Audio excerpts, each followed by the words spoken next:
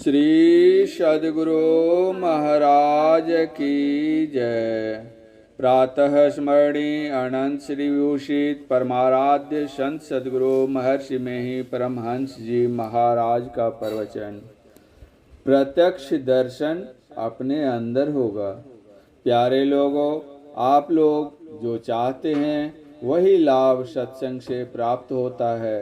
आप लोग कहेंगे चाहना की तो हद ही नहीं है। हाँ, चाहना का अंत है। चाहना की हद वहाँ है जहाँ शांति का निवास है, वहीं शांति स्वरूप परमात्मा का निवास है।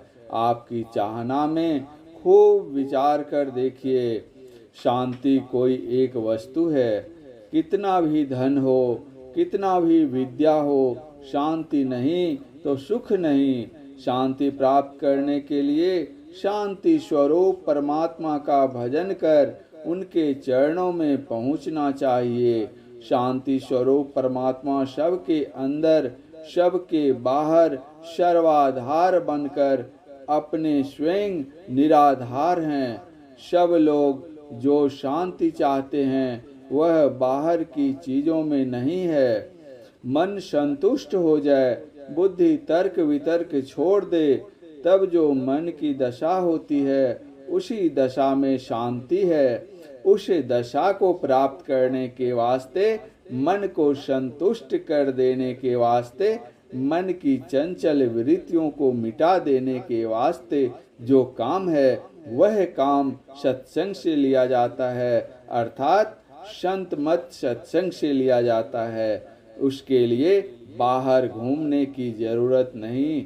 वैसे घूमने के लिए जहाँ जाना चाहो चले जाओ। ठाकुर बाड़ी में दर्शन करो, कहोगे कि प्रतिमा को देखा, पूछोगे प्रत्यक्ष में ठाकुर जी का दर्शन नहीं हुआ। प्रत्यक्ष दर्शन का यत्न संत मत बतलाता है। संत मत बतलाता है प्रत्यक्ष दर्शन होगा, बाहर में नहीं, अपने अंदर। बाहर में प्रत्यक्ष दर्शन का काम करते रहो, लेकिन वह दर्शन नहीं होगा। इसीलिए बाहर का काम करना छोड़ दो। कोई कहे कि बाहर का काम कैसे छूटेगा? मैं कहता हूँ, जागृत से स्वप्न में जाते हो तो क्या काम करते हो?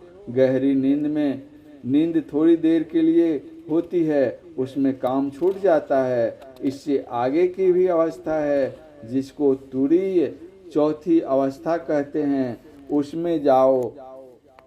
यह जाना अपने को जो चेतन अवस्था में ले जाता है उसी के लिए संभव है। यह यौगिक अवस्था है, इसीलिए ध्यान योग है। इसमें इतना हठ अवश्य है कि मन भागे तो बारंबार लगाना।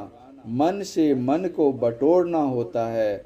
उसमें शरीर को कोई कष्ट नहीं। जिसका मन निषिद्ध कर्म करने को नहीं छोड़ता है उससे यह काम नहीं होगा।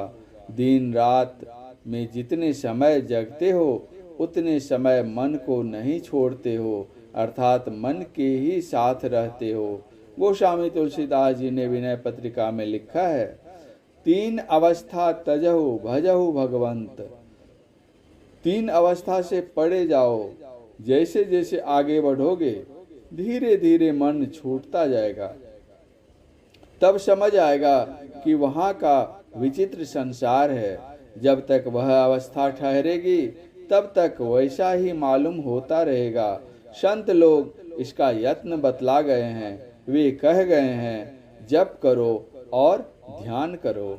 सबसे जो बारीक होता है उसको दृष्टि से पकड़ने की कोशिश करो। दृष्टि कहते हैं देखने की शक्ति को। उसको लगाने के लिए सीखो। कोई भी विद्या सीखनी पड़ती है, उसको गुरु से सीखो। वह पवित्र रास्ता है, पवित्र अवस्था, जहाँ वासना का लय होता है, मन का लय हो जाता है। उससे भी आगे की अवस्था है जिसमें चेतन ही रहता है। यह चेतन वही चीज है तो ईश्वर अंश जीव अविनाशी, चेतन अमल सहज सुख राशि कहलाता है। वह चेतन अमल है, ईश्वर का अंश है।